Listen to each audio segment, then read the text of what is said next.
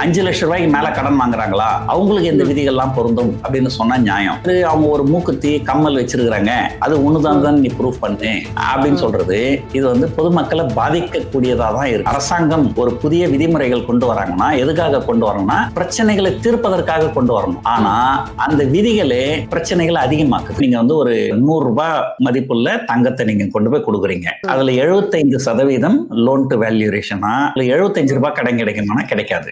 எப்ப நீங்க வட்டியை திருப்ப செலுத்த போறேன்னு சொல்லணும். ஒரு வருஷம் கழிச்சு தான் என்னால வட்டியை திருப்பி செலுத்த முடியும் அப்படின்னு சொல்றீங்கன்னா, அப்போ அவங்க வந்து ஒரு உதாரணத்துக்கு நீங்க ஒரு 75 ரூபாய் கடன் வாங்குனீங்கன்னா ஒரு வருஷத்துக்கு வட்டி ஒரு 10 ரூபாய் வரும். அந்த வட்டியோடு சேர்த்து 75% லோன் வேல்யூ ரேஷியோ இருக்கணும். இப்ப நீங்க 100 ரூபாய் தங்கத்தை கொடுத்துட்டு 75 ரூபாய் கடன் வாங்குனீங்கன்னா ஒரு வருஷத்துக்கு வட்டி சேர்த்தீங்கன்னா அது 85 ரூபாய் ஆயிடுது. அதாவது நீங்க வாங்குற அசல் பிளஸ் ஒரு வருஷத்துக்கு உண்டான வட்டி ரெண்டு சேர்ந்து 75 ரூபாயை தாண்டக்கூடாது. அப்பனா உங்களுக்கு கிட்டத்தட்ட ஒரு 65 ரூபாய் தான் கடன் கிடைக்கும். சோ உங்களுடைய தங்கத்தோட மதிப்புல ஒரு 65% தான் லோன் கிடைக்கும். இப்போ இதை எப்படி சொல்றதுன்னா, பொதுமக்கள் போய் கடன் வாங்குறாங்கன்னா ஏதோ ஒரு பொருளாதார சிக்கல் இருக்கு. அந்த சிக்கல் அவங்களுக்கு எப்ப தீரும்ன்றது தெரியாது. எனக்கு ஒருவேளை வந்து அடுத்த மாசமே அந்த சிக்கல் தீர்ந்துடலாம், நான் அடுத்த மாசமே நான் வந்து வட்டியோட பணத்தை கட்டிடலாம். ஆனா அதை நீங்க முன்னாடியே டிசைட் பண்ணணும். ஒரு மாசத்துல திருப்பி கொடுக்கறதா இருந்தா வட்டி உங்களுக்கு 1 ரூபாய் தான் இருக்கும். அப்ப நீங்க 74 ரூபாய் வரைக்கும் கூட நீங்க கடன் வாங்கலாம்.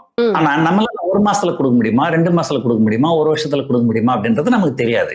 இந்த அன்சர்டனிட்டி இருக்கும்போது அவங்க 75% சொல்றது வந்து ஓகே, ஆனா அது வட்டியோடு சேர்ந்து 75% அப்படின்றது வட்டி வந்து நம்மளால வந்து அறுதிட்டு சொல்ல முடியாது. ரெண்டாவது, இந்த தங்கத்தை பத்தி பேசும்போது பைனான்சியல் இன்ஃபுளுசர்ஸ் பத்திரிகைகள் எல்லாமே நான் எங்ககிட்ட கேட்கிற முதல் கேள்விதான், சார் தங்கத்துல முதலீடு பண்ணணும்னா நகையா வாங்கணுமா கோல்டு காயினா வாங்கணுமா?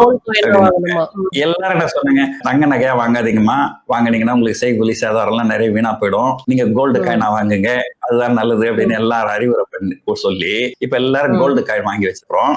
இப்ப என்ன சொல்றாங்க, கோல்டு காயினா இருந்தா 50 கிராமுக்கு மேல நீங்க அடமானம் வைக்க முடியாது, அது வங்கிகள்ல வாங்கின கோல்டு காயினா தான் இருக்கணும், அதுக்கு சர்டிபிகேட் இருக்கணும். இந்த ஃபைனான்சியல் இன்ஃபுளுசர்ஸ் எல்லாம் வந்து ஒரு நல்லது பண்ணி இருக்கிறாங்க மக்களுக்கு.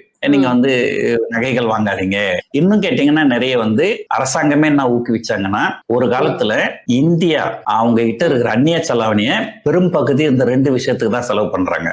ஒண்ணு கச்சா எண்ணெய் இறக்குமதி, இன்னொன்னு தங்கம் இறக்குமதி. இதை தடுக்கணும் அப்படிங்கிறதுக்காக அரசாங்கமே வந்து பொதுமக்கள் கிட்ட என்ன சொன்னாங்க, நீங்க தங்கம் வாங்காதீங்க, நீங்க தங்கம் வாங்குனீங்கன்னா நிறைய அந்நிய செலாவணி நமக்கு செலவாகுது, அதனால தங்கத்துக்கு மாற்றா நாங்க வந்து தங்க பத்திரம்னு ஒண்ணு வெளியிடுறோம், அல்லது நீங்க கோல்டு எக்ஸ்சேஞ்ச் ட்ரேடட் ஃபண்ட் இருக்கு, டிஜிட்டல் கோல்டு, ஆன்லைன் கோல்டு அப்படி இப்படின்னு சொல்லுவாங்க, நீங்க அதுல முதலீடு பண்ணுங்க, அதுல முதலீடு பண்ணீங்கன்னா உங்களுக்கு வந்து சேஃப்டி இருக்குது, நீங்க தங்கமா வாங்குனீங்கன்னா நீங்க பாதுகாக்கணும், இதெல்லாம் ஆன்லைன்ல இருக்கும், பாதுகாக்க வேண்டிய அவசியம் கிடையாது அப்படின்லாம் சொல்லி இப்ப நிறைய பேரு பிசிக்கல் கோல்டு வாங்குறதுக்கு பதில் டிஜிட்டல் கோல்டு வாங்கி இருக்கிறாங்க. இப்ப என்ன சொல்லிட்டாங்க, ஆர்பிஐல டிஜிட்டல் கோடை அடமானமா வச்சு எந்த வங்கியும் எந்த நிதி நிறுவனமும் கடன் கொடுக்க, ஆனா இது போல நாள் கொடுத்துன்னு இருந்தாங்க, ஏன்னா அதுவும் தங்கம் தானே.